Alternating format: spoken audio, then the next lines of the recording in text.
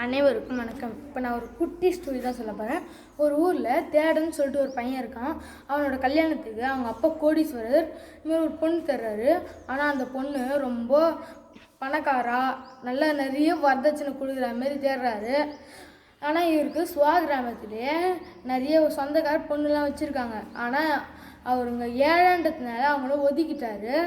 இவரை இந்த தேடனை நல்லா வெளிநாட்டுக்கு அனுப்பி நிறைய கோடியாக கொடுத்து வச்சுக்கிறவங்கள தான் அவர் பொண்ணாக தேர்ந்தெடுப்பாராம். இதுக்கு சுவான் நினைக்கிறான், பொருளை தேர்ந்தெடுக்கிற மாதிரி பொண்ணை தேர்ந்தெடுக்கிறாரு, இது எப்படி திருமணம் ஆகும், இது ஒரு வியாபாரம் மாரி தானே ஆகும் அப்படின்னு சொல்லிட்டு நினைக்கிறான். இதுமாரி சுவா கிராமத்துக்கு போய் சுவா கிட்ட இதுமாரி விளக்கம் கேட்குறான். அதுக்கு சுவா சொல்கிறான், நீ எப்பயும் போல் நீ ஆரக்கல்னு சொல்லிட்டு ஒரு 6 விதிமுறையை நீ கடைப்பிடி, உனக்கே புரியும் பார் அப்படின்னு சொல்கிறான். இதுக்கு அவன் வேப்ப மரத்தாண்ட போய் இது எப்படி இது வியாபாரமாக்குறாங்களே, திருமணமே இல்லையேன்னு சொல்லிட்டு யோசிக்கிறான்.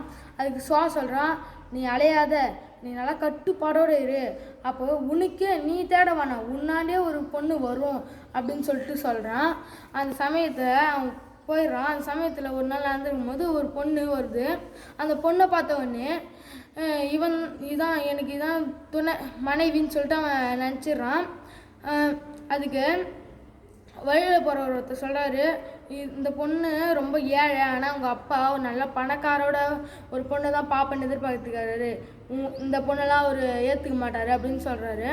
ஆனால் இவன் அதெல்லாம் தெரியாது, அதெல்லாம் ஒரு வியாபாரம், திருமணமே இல்லை அப்படின்னு சொல்லிட்டு என்ன பண்ணுறான், எனக்கு இந்த பொண்ணு தான் பிடிச்சிக்குது, நான் இவங்கள தான் கல்யாணம் பண்ணிப்பேன்னு சொல்லிட்டு போயிடுறான். நன்றி, வணக்கம்.